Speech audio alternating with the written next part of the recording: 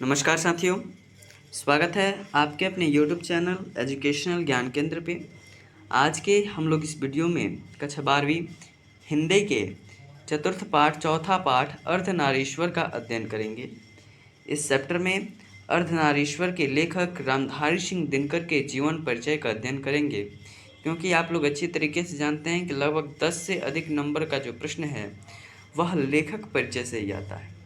इसलिए हम लोग लेखक परिचय को देखेंगे। इसके पिछले वीडियो में हम लोगों ने 3 चैप्टर तक, पहला चैप्टर, दूसरा चैप्टर और तीसरा चैप्टर के लेखक परिचय तथा उन चैप्टर जो भी थे उनके अभ्यास के प्रश्न उत्तर का हल प्रस्तुत किए थे। अभी के इस वीडियो में अर्धनारीश्वर के लेखक रामधारी सिंह दिनकर के जीवन परिचय को जानेंगे। चलिए स्टार्ट करते हैं। लेखक अर्धनारीश्वर पाठ के जो लेखक हैं वे हैं रामधारी सिंह दिनकर। अर्धनारीश्वर पाठ के लेखक कौन हैं? रामधारी सिंह दिनकर, जिनका जन्म 23 सितंबर 1908 ईस्वी में हुआ था और मृत्यु 24 अप्रैल 1974 ईस्वी में हुई थी। इनके जन्म स्थान की बात की जाए तो सिमरिया गांव के बेगूसराय जिले के बिहार राज्य में हुआ था। इनका जन्म कहाँ हुआ था? तो सिमरिया गांव में हुआ था। बेगूसराय जिला है, बिहार राज्य में अवस्थित है। बिहार के थे कौन? बिहार के थे रामधारी सिंह दिनकर, जिनको राष्ट्र कवि के नाम से भी जानते हैं।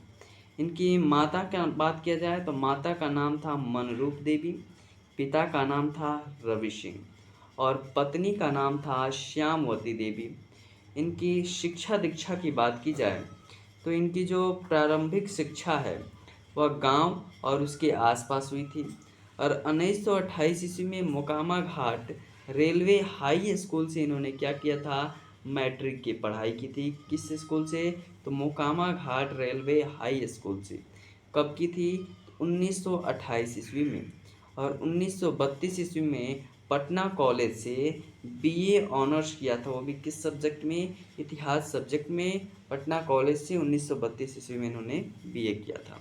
इनके वृत्ति अर्थात इनके कार्य की बात की जाए तो ये प्रधानाध्यापक रह चुके हैं एचई स्कूल के, जो कि बरबीघा में है।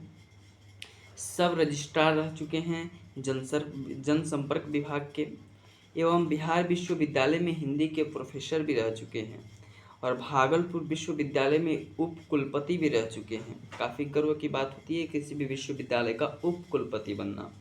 और हिंदी सलाहकार के रूप में भी इन्होंने कार्य किया है। कौन कौन सा काम है? प्रधानाध्यापक कहाँ के? एचई स्कूल के। कहाँ पे अवस्थित है? बरबीघा में। सब रजिस्ट्रार रह चुके हैं किस विभाग में? जनसंपर्क विभाग में। बिहार विश्वविद्यालय में हिंदी के प्रोफेसर और भागलपुर विश्वविद्यालय के कौन रह चुके हैं? उपकुलपति और हिंदी सलाहकार भी रह चुके हैं। इनके साहित्यिक अभिरुचि की बात की जाए तो 1925 में छात्र सहोदर में पहली कविता इन्होंने प्रकाशित की थी। देश पटना,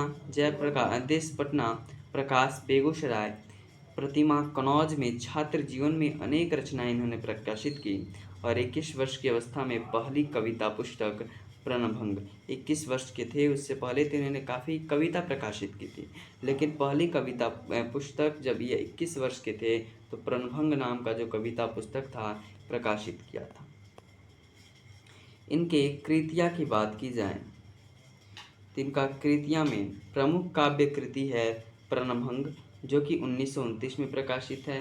रेणुका 1935 में, ओंकार 1938 में, रसवंती 1940 में, कुरुक्षेत्र 1946 में और रश्मि रथी 1952 में, नीलकुसुम 1954 में और उर्वशी 1961, परशुराम की प्रतीक्षा 1963, कोमलता और कवित्व 1964 और हारे को हरिनाम 1970 ईस्वी में प्रकाशित हुआ।